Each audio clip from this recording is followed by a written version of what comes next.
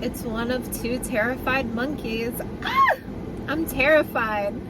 So I just wanted to hop on here and give you guys a little update about our channel that has been stunted as of like a month ago, and also to make everyone aware of my name change and exactly what that is all about. So I'm actually going to be driving because I'm an awful double tasker. So our first video we were proud of just because it shows a little bit of our personalities and how we were always just like cutting up. Ooh, that sun.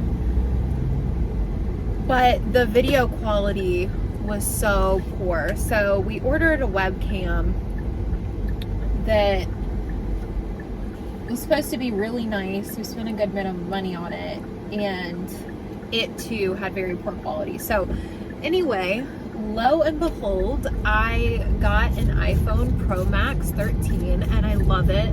The video quality is obviously a lot better.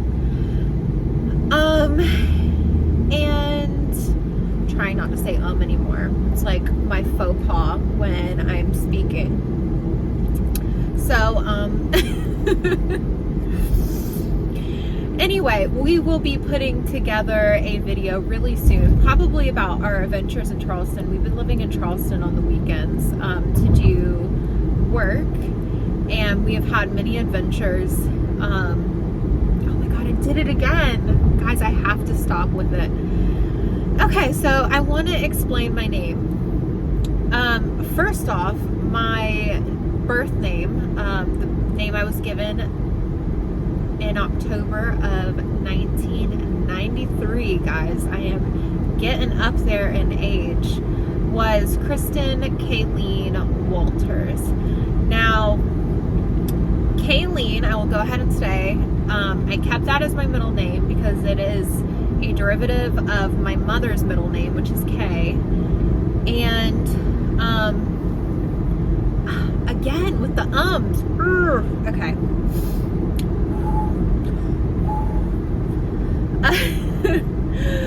I want to honor my mom, you know, and so I want to keep that. And my last name, Walters, which many people didn't even know that was my last name. For the last 10 years, I've gone by Wanderer. I guess I'll explain that first. So I changed my Facebook name from Walters to Wanderer, so my old using buddies could not find me when I got into rehab. Really, there was not a lot of rhyme and reason to it. It was just a character I liked in a book I read when I was a teenager. It was really cool. She was like an alien that would go from planet to planet, wander around. I actually grew up on the road. I'm a preacher's kid, and I just love traveling. So it kind of took on a life of its own. All of a sudden, I'm getting mail that says Wanderer. People think that was my actual last name, but it wasn't. Now, Walters was the name my mother... Oh boy, I'm not trying to talk smack about my mama. Let's just say that I was named after somebody who's not my biological father.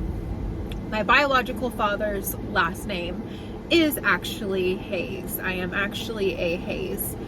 I've been meaning since like a teenager to change it, and my dad has always been in full agreement with me changing it to a Hayes because I am a Hayes. And finally, we just never got around to it. And then finally I'm like, well, I'm in love, I'm moving in with the guy I'm in love with. I will probably get married in a few years, and then I will be in Antonio. What's the point of changing it at this point? And the point is in 100 years when, the descendants try to look up their family tree, I want to be, in the right family tree. The really big deal is the changing of my first name. So let's go back to what my first name originally. I'm driving. I'm focusing. I am driving. My original first name, Kristen. First of all, I have this belief personally that it would be a lot more appropriate to name people after they were born, after you get to know the person. And maybe in some cultures they actually do that. I've never felt a connection with my name. I don't know if that makes sense to somebody who's not necessarily spiritual, but I've never felt a connection with my name. I always felt like, and no shade to anyone who that is their name. But let me just say, I never loved it. And then when I found out the meaning of my name, I realized that I was being defined by something that was outside of me, myself, my personality. So my name meant follower of Christ. And I've just never liked the idea of being defined by a religion, like name-wise. I want to be defined by me, my personality, the way I look, the way I talk, my life's purpose, these kinds of things. So also, I've been writing a book for a few years now. I just picked the project back up, or decided to.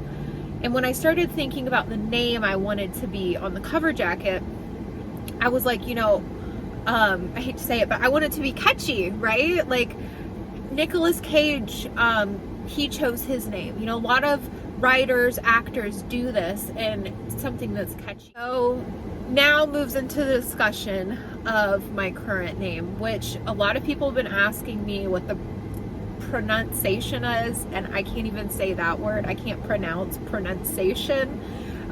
So there's that. The correct way to say my new name is Hela, like Bella, but with an H, Hela. And this has been my favorite female name for years. This is not something that's like on a whim. In fact, I'm like, if I have a daughter and I meet her and it fits, I want to name her Hela. I love this name. If I have a female cat or dog, they will be named Hela. I love this name. And I love the way it sounds, especially with Hayes, Hela, K, Hayes. It just like rolls off the tongue. But actually the meaning of Hela is like a little story. So we're 8 minutes in now to this video, and I'm finally getting to the point. And I gotta say, before I even get to the point, this is like very sacred to me. Basically what happened is about maybe 8 years ago, I was at a spiritual gathering, and this girl that is now one of my best friends came up to me. God, where am I? I don't even have the GPS on. I could be lost right now. I'm in like the country. So she approached me, and she didn't introduce herself or anything. Maybe we had met a little bit before this, but this is really the first thing I remember her saying to me. She looked at this tattoo on my arm, and I would show it to you, but I'm driving. And she said, "Oh, you have a tattoo of Hela." And I'd never heard that name before. I'm like, what are you talking about? And the tattoo is an old Misfits cover jacket of Marilyn Monroe. Beautiful on the side, and scarred on the side. Or skeleton on the side. And I'm like, what are you talking about? I don't think we even got into it at that point, but I started hanging out with her, and she started introducing me to Norse mythology. And I just found it so interesting and so captivating. I don't technically subscribe to, those deities as religion or anything for me personally, but I found the stories and the ceremonies surrounding just so captivating and really energizing, and I've gotten a lot out of it. So the story, and if you Google her story, you're gonna find some really just surface level stuff. My friend has studied this for years and years and years, and everything she kind of cultivated in the story of Hela. And again, there's going to be people who are like, no, that's not the right story of Hela. No, like that's not what it means. But this is what it means to me, and this is how it was presented to me, and this is how it was resonated with me.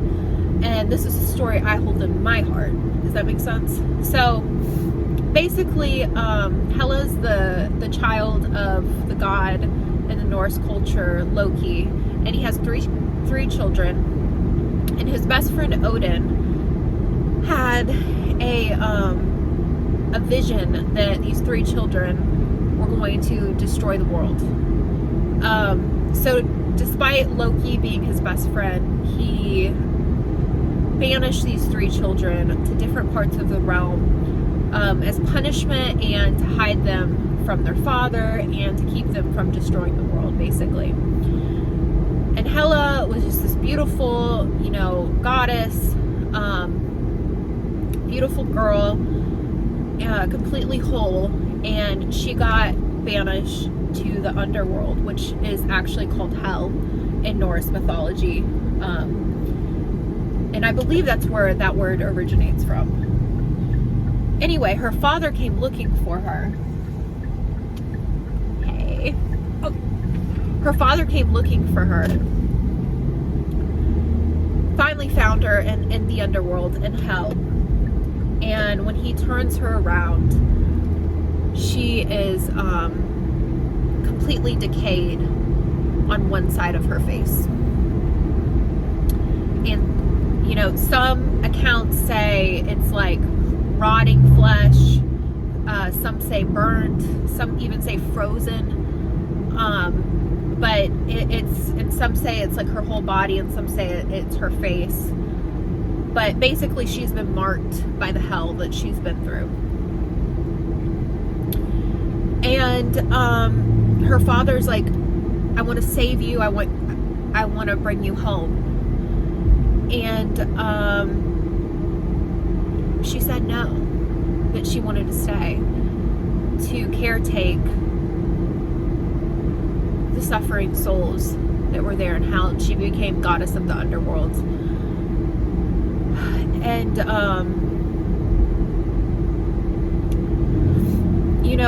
just the other day somebody asked me why, for instance, I don't get a surgery like on my nose, which I guess is the most visible part really at this point of my burn.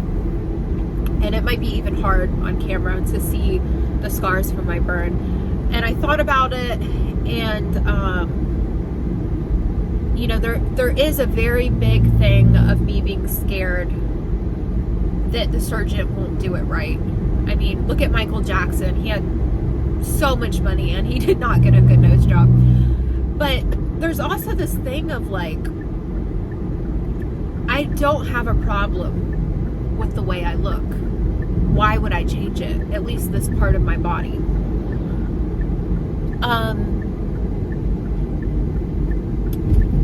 I'm very aware that when I am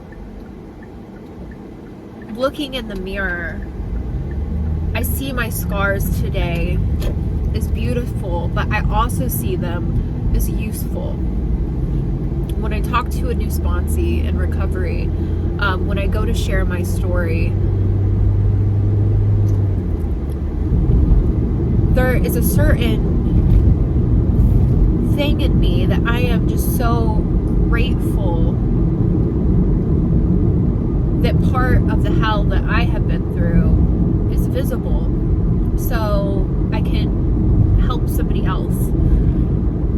And if some type of surgery came tomorrow that would completely change my skin and make it like brand new, like a baby's bottom, I would not want to take it, because I feel like it's such a disrespect and dishonor to the pain I've been through. Like, to me, the scars are almost like a trophy of, this is all the pain that I had to go through.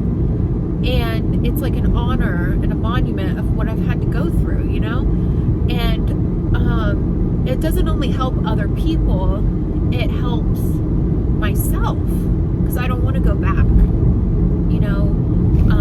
This world lately, oh God, I'm getting emotional. I'm about to be where I'm going. This is turning out to be a longer video. This world, sometimes I look around and I truly think that hell is on earth sometimes for some people. What I have gone through doesn't even compare as a fraction of some of the people that I've met, including my oldest brother who has schizophrenia and will never know a day's peace. And the idea for me personally to just say, you know, God has a plan, it's going to be okay, you will be fully restored, this is all happening for a reason and a purpose, and you know, God won't take you out of troubled waters to put you in more troubled waters, and all these like happy silver lining cliches that I hear. To me, it's important to honor that there are people on this planet who will never know a moment's peace. Never. They will never get a chance to have a good life.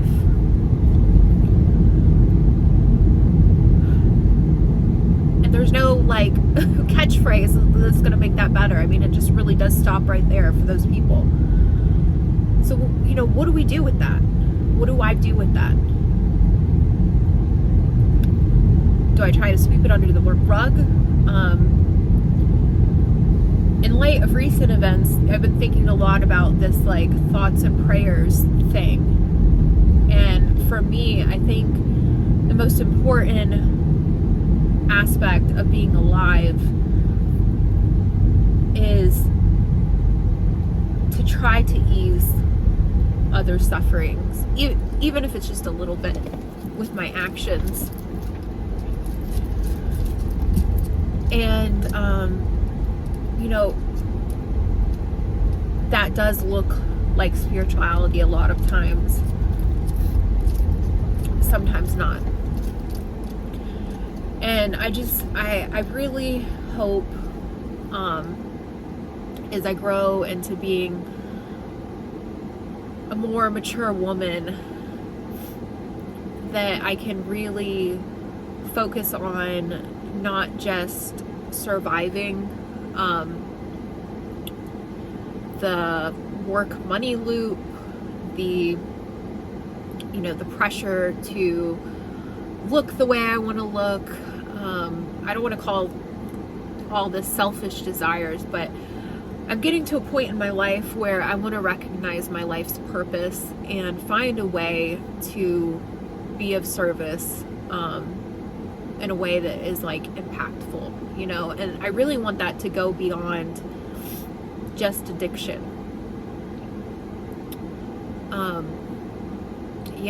And for me today, the most bare, simple spiritual principle that I feel in my heart today is not that I'm not going to suffer here on earth.